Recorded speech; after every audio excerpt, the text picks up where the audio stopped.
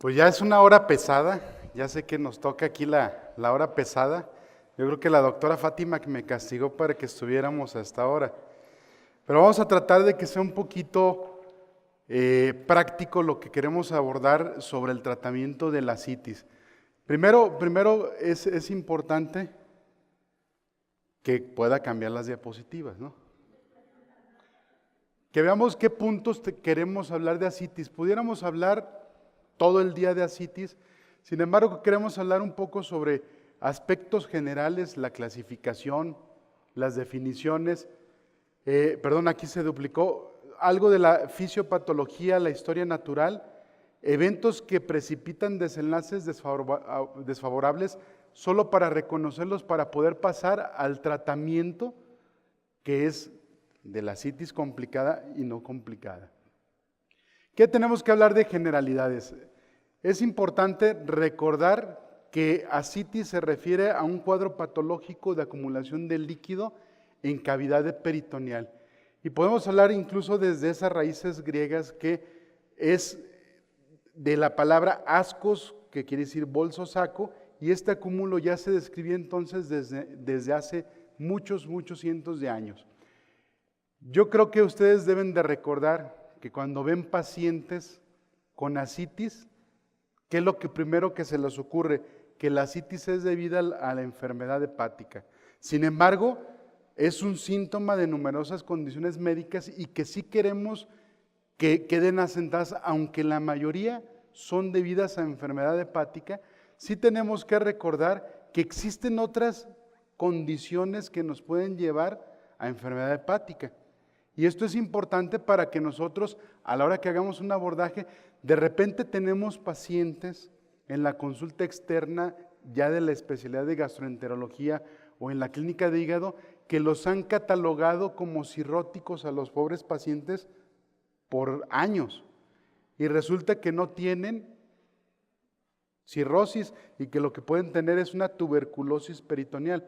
Cuando vemos Jalisco es un área endémica de tuberculosis y que de repente podemos tener problemas o que sean secundarias a patologías cardíacas, renales, entre otras, incluyendo la malignidad de cualquier etiología que tiene implantes peritoneales que si ustedes hacen desde una tomografía que sea de buena calidad pueden ver ya engrosamiento peritoneal y después hay que buscar el primario y ahí es donde podemos batallar. También recordar que en la historia clínica tienen que ustedes identificar factores de riesgo.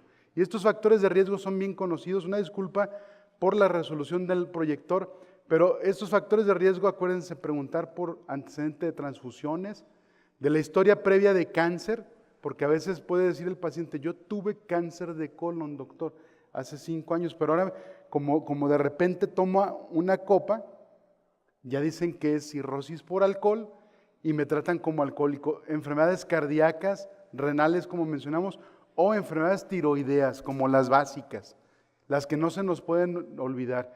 O como hace ratito un caso que me presentaban los pacientes con diabetes de larga evolución que de repente tienen ya por mucho tiempo elevación de enzimas hepáticas y que pueden estar debutando ya con una enfermedad hepática crónica establecida, con fibrosis avanzada o cirrosis ya bien establecida. Recordar entonces sobre la clasificación que el Club Internacional de Ascitis propone que sea grado 1, grado 2, grado 3, cuyas características ahorita vamos a mencionar. Ascitis grado 1 es aquella ascitis que es leve y que solo la van a detectar por un examen ya muy dirigido como un ultrasonido o un estudio de imagen. Y estos pacientes ustedes a veces clínicamente los pueden ver y no tienen nada, y ya tienen cirrosis. Ahorita nos vamos a enfocar ya en la ascitis de la cirrosis, tienen cirrosis. Este es un caso de una paciente con hepatitis C crónica, con una etapa de cirrosis, pero que tiene ascitis grado 1, ya que solamente podíamos observar que en el espacio de Morrison hay líquido peritoneal. Entonces esto nos ayuda a clasificar para que después ustedes puntualicen cuál va a ser el mejor tratamiento que van a dar. La ascitis grado 2 es aquella ascitis moderada que se manifiesta por distensión simétrica del abdomen, pero que no tiene una piel lisa brillante, que no está tensión. porque la diferencia entonces de la asitis grado 3 va a ser que tienen una asitis con volumen y distensión marcada. Este es un caso que tuvimos, aquí no crean que es una mano, es una hernia umbilical, ¿sí? Y casos donde ustedes ya pueden ver las características, creo que ya nos acabamos la pila, de una distensión que genera una piel lisa, brillante, que está tenso el abdomen y que en ocasiones vemos otros signos como las hernias umbilicales. Pueden también observar ahí los patrones clínicos de la circulación colateral que van a orientarnos a el tipo de patología que puede tener el paciente. Y eso es como lo pueden ver.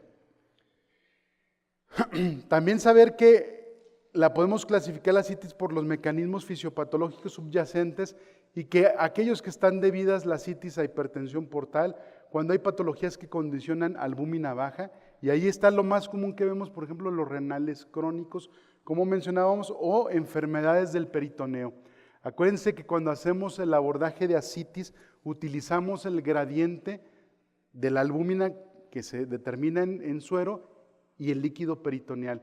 Y si tiene ese paciente un GASA aumentado de 1.1 o más, el paciente probablemente tiene hipertensión portal. Pero si tiene un gradiente bajo, hay que preguntarnos dos cosas. ¿Tiene peritoneo sano o tiene peritoneo enfermo? Y ya con eso ustedes van a hacer el abordaje, pero por cuestión de tiempo no vamos a ver más detalles. De los aspectos fisiopatológicos, solamente recordar en la cirrosis hepática qué ocurre. Sabemos que hay una resistencia intrahepática aumentada que condiciona hipertensión portal sinusoidal, que por un lado condiciona el desarrollo de cortocircuitos portosistémicos que nos llevan a la traducción clínica de las varices esofágicas, como ya vimos.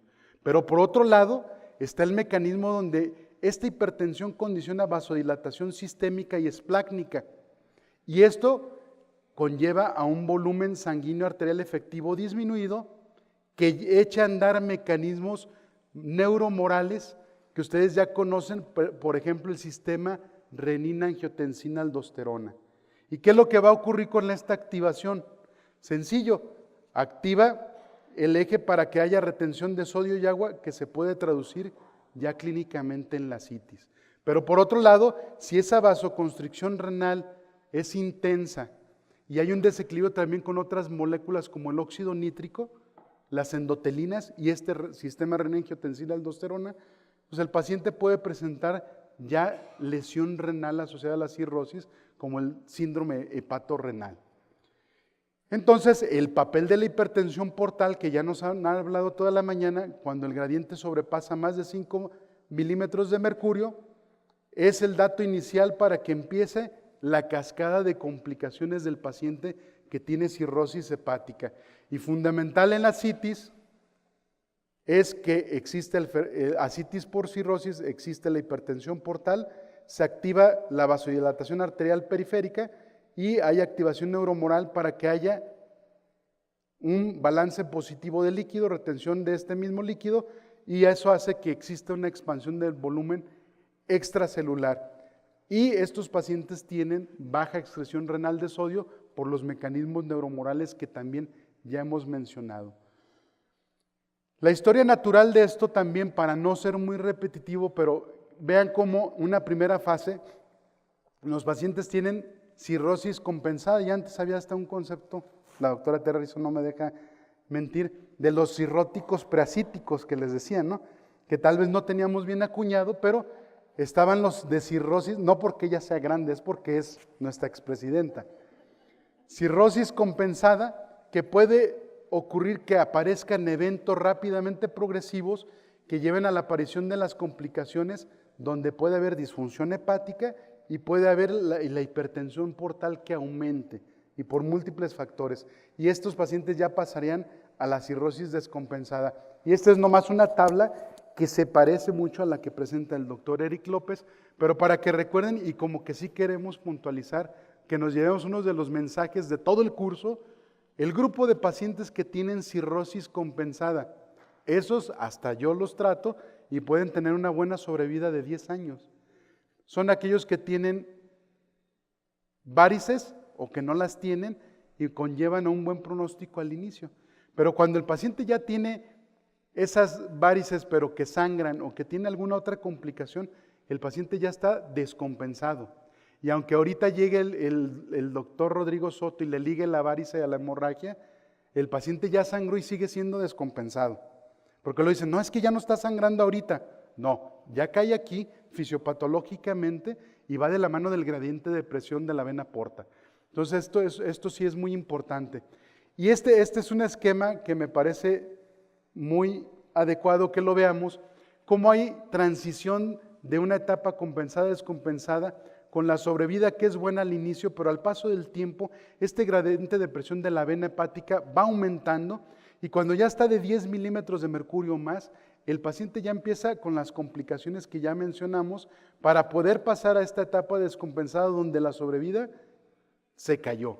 Y esto es algo que tenemos que observar y valorar con nuestros pacientes y no porque lo veamos por algo en una etapa que está compensada, dejarlo sin hacer ninguna maniobra terapéutica o sin prestarle atención al paciente. Así entonces, estos gradientes elevados ya condicionan ascitis que puede estar presente hasta en más de la mitad de los casos al momento que ustedes hacen diagnóstico de la cirrosis. Entonces es un dato que no es tan adecuado. ¿Por qué? Porque la sobrevida cuando aparece la ascitis disminuye, pero por fortuna ha mejorado, no porque en la actualidad tengamos mejores mecanismos de tratar la ascitis. Ha mejorado porque se han hecho maniobras para que el paciente no se muera como intervención en prevención de infecciones, entre otras cosas, ¿no? La aparición de ascitis entonces representa mortalidad alta en los primeros 3 años del diagnóstico y los conlleva a mayor riesgo de infecciones, principalmente de origen bacteriano. Por eso es importante hacer maniobras en casos seleccionados, incluso de profilaxis antibiótica o cuando el paciente tenga una hemorragia gastrointestinal, hay que darle tratamiento con antibióticos. Espero que no haya ningún infectólogo porque me va a sacrificar. Pero eso ha demostrado que la sobrevida esté mejorando y hay que estar vigilando la función renal. Podemos tener pacientes con cirrosis que manejan creatininas de menos de 1.5, pero si ustedes tienen una basal que es de 0.3 y el paciente la eleva, aunque no pase de 1.5, que la eleve a 1, por ejemplo, el paciente ya tiene falla renal y hay que prestarle atención. Y depende si es un AKIN 1, hay que hacer ciertas maniobras, pero si ya es 2, 3, hay que hacer maniobras que incluyen tal vez administración de albúmina intravenosa, ¿no? Que no es el tema. Pero saber que la ascitis tiene escenarios que se pueden combinar y que impactan en la mortalidad del paciente, como el síndrome hepatorrenal, la peritonitis bacteriana espontánea y el otro villano que es la ascitis refractaria, que es algo que en ocasiones nos mete en muchos líos, cuando menos en nuestro medio, ¿no? ¿Qué vamos a dar de tratamiento? Las pautas de tratamiento son las siguientes. Primero tienen que clasificar a su paciente si está en una ascitis no complicada o tiene ascitis refractaria. Y para ello yo quiero dejar unos mensajes para que puedan clasificar a sus pacientes en alguno de estos grupos. La que es no complicada es aquella que tiene ausencia de infección, síndrome hepatorrenal, hiponatremia severa y ascitis refractaria. Si tiene alguna de estas condiciones, el paciente tiene ascitis complicada. Y el objetivo principal de tratar a estos pacientes es mejorar el balance de sodio y la función circulatoria hasta que tengamos el trasplante o hasta que el curso natural de la enfermedad nos hable de otra cosa. Sabemos que en muchos centros no tenemos o para toda la población no está el acceso del trasplante, pero tenemos que tener en cuenta que la ascitis y la ascitis refractaria pueden llevar al paciente a una necesidad más rápida de trasplante. Ascitis grado 1, recordarles que es aquella que se detecta por ultrasonido y que la maniobra de tratamiento recomendada no es específica, pero se recomienda que hay que darle seguimiento a estos pacientes porque tenemos que apoyarles para ver si aplica la reducción de sodio, porque ellos generalmente van a progresar a ascitis grado 2. pero no se vale ahí tal vez hacer alguna otra maniobra o no es lo mejor recomendado. Tal vez la restricción de sodio pueda ser la maniobra que nos puede ayudar. Ascitis grado 2, ¿qué hacemos? No requieren hospitalización estos pacientes a menos que esté complicado. Recuerden que un paciente que llegue a valoración con ustedes de primera vez o que lo estén valorando por cualquier situación o que empiece con cambios en el estado de alerta y tenga ascitis, tiene indicación de punción para ver si no tiene peritonitis bacteriana espontánea. Y tenemos que hacer el análisis del líquido peritoneal con todos los estándares que están recomendados, que yo creo que es importante que posteriormente tengamos alguna charla de peritonitis bacteriana. En esta etapa, la excreción renal de sodio es baja en relación a la ingesta, que quiere decir que también la maniobra de restricción de sodio puede ser adecuada. Y el tratamiento en esta ascitis grado 2 se enfoca, claro que para evitar la retención de sodio y lograr un balance negativo, y esto también lo hacemos mediante la reducción de este sodio en la dieta, pero también aquí entran ya los diuréticos. ¿Qué hay de la restricción de sodio en este grupo de ascitis grado 2? Hasta un 20% de estos pacientes logran un balance de sodio negativo. ¿Qué quiere decir? Que no es suficiente en la mayoría de los casos. Se recomienda que la ingesta de sodio sea moderada, de 4 a 6.9 gramos de sal de mesa por día, esto es de 80 a 120 milimoles de sodio, y que la ingesta de líquidos se limite solamente en pacientes que tengan hiponatremia dilucional o con un sodio sérico menor a 125, porque luego ya a todos queremos hacerle modificaciones muy agresivas con la restricción de sodio y de agua. En estos pacientes están indicados los antagonistas de la aldosterona, el más emblemático utilizado, la espironolactona, que se ha mencionado que son los más efectivos para tratar la ascitis del paciente con cirrosis, y que la dosis también tengan cautela. La dosis habitual que aprendemos a veces en la escuela de medicina es que la espironolactona se da 25 miligramos al día. Eso es para enfermedad cardiovascular. Los pacientes que tienen cirrosis podemos empezar con dosis de 100 miligramos, una toma al día, y que hay que esperar porque el metabolito activo de la espironolactona, que es la canrenona, es la que va a actuar después de 5 a 7 días. Entonces, hay que hacerlo lento y no, si a los 2 días llega con la ascitis, no le quieran aumentar y luego otra. Y la dosis tope, acuérdense que es 400 miligramos para pacientes con cirrosis y ascitis. Y esta dosis la pueden aumentar, pero cada 7 días, ¿sí? No cada 2 o 3 días. En ascitis recurrente, podemos hacer que el paciente agregue un diurético de asa para aumentar la natriuresis, y se recomienda que sea un ritmo de furosemida, por ejemplo, de 40 miligramos por cada 100 miligramos de espironolactona, que también hay diferentes escuelas de cómo manejar los americanos y los europeos, si se da combinado o no, pero si queremos hacer una natriuresis, si el paciente tiene buena excreción de sodio, podemos combinar la furosemida con buenos resultados. La meta en ascitis grado 2 es que se pierda no más de medio kilo por día cuando no tengan edema, y si el paciente tiene edema periférico, se recomienda que pierda 1 kilo por día si lo está presentando. Si ustedes van a más de ese ritmo, tengan cuidado porque pueden aparecer efectos adversos y más si están agregando diuréticos de asa. Acuérdense que la furosemida, lo más frecuente es que puedan tener clínicamente los calambres, que les va a referir su paciente, y la hipocalemia. Y al contrario, con la espironolactona, lo que podemos tener más frecuentemente es la hipercalemia, que por el mecanismo de acción es lo que nos va a aumentar. Ascitis grado 3 es la ascitis a tensión, ya mencionamos, y aquí el tratamiento de elección es la paracentesis de gran volumen. Y hablamos de paracentesis de gran volumen cuando son más de 5 litros. Y aquí es fundamental recordar que la paracentesis no es para que la haga Grace el interno, ¿eh? ¿Sí me está oyendo Grace? No es para que la haga el interno. O sea, no hay que desmeritar, o el estudiante, sí hay que enseñarlos, claro, ¿eh?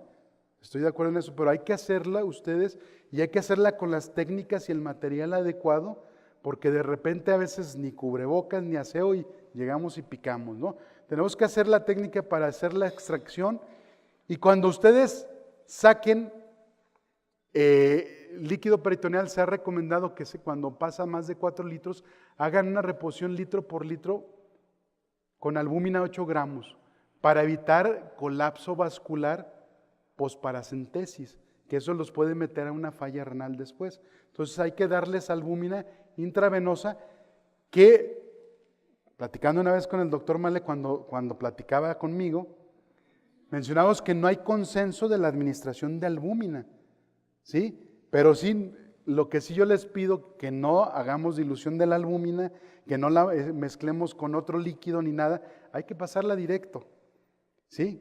A ver qué me dicen ahorita los expertos, la doctora Rosalba ya.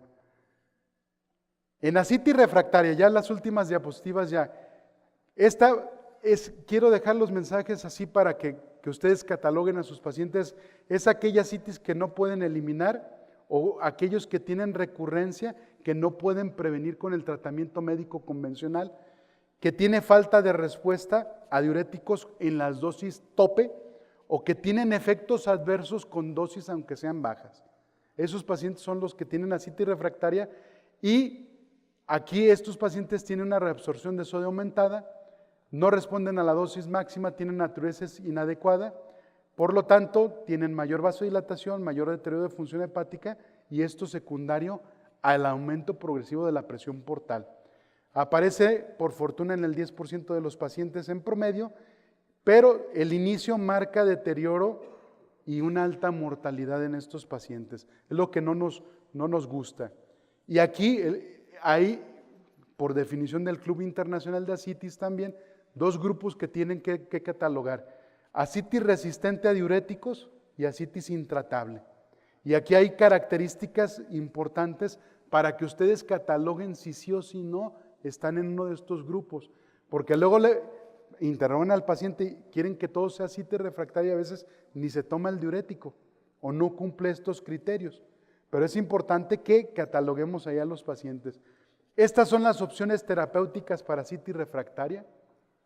Están las paracentesis, que las hagamos frecuentes y con reposición de albúmina. Los diuréticos, aunque es ascitis refractaria y por definición no le debemos de dar diuréticos, pero los diuréticos tienen un papel cuando ustedes tengan un paciente que excrete más de 30 milimoles por la orina por día.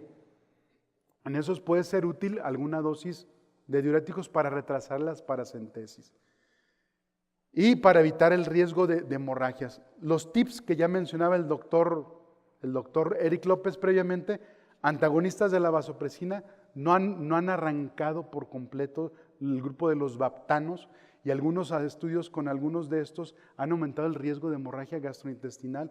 Por lo tanto, también el grupo para tratar a estos pacientes es muy selecto y existe de lo novedoso la bomba automatizada de bajo flujo. No les pongo muchas dosis porque esto, cuando tengan pacientes con ascitis refractaria, si no son un centro especializado, no, mándenlo con alguien, porque esto ya va a requerir un poquito de manejo más especializado, tal vez para que le pongan un puente para derivar la presión y mejorar la ascitis, un tips que mencionábamos, o que si son ricos, pues que pidan la bomba automatizada. Esta bomba es de lo más novedoso.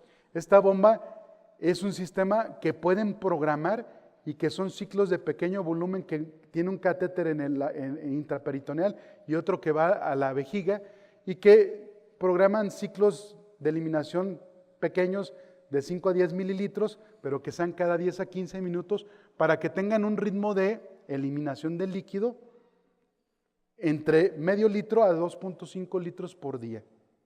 Pero hay que dejar descansar al paciente en la noche, entonces la pueden programar, ¿sí? Entonces esto es lo novedoso, es un dispositivo que tiene una parte externa, una bomba, y que se pone intraperitoneal y en la vejiga, que eso es de lo más novedoso. Ya para cerrar, ¿qué es lo que podemos decir? La ascitis es una complicación de la cirrosis que incide ya en la sobrevida. Conlleva mal pronóstico, que el aumento de la presión portal se correlaciona con aparición de complicaciones de la cirrosis, que tengan en cuenta y monitoricen hepatorenal, peritonitis y ascitis refractaria como eventos de muy mal pronóstico en estos pacientes y que tienen la opción, clasificando la ascitis grado 1, grado 2, grado 3, de hacer maniobras terapéuticas como ya mencionamos. Muchas gracias.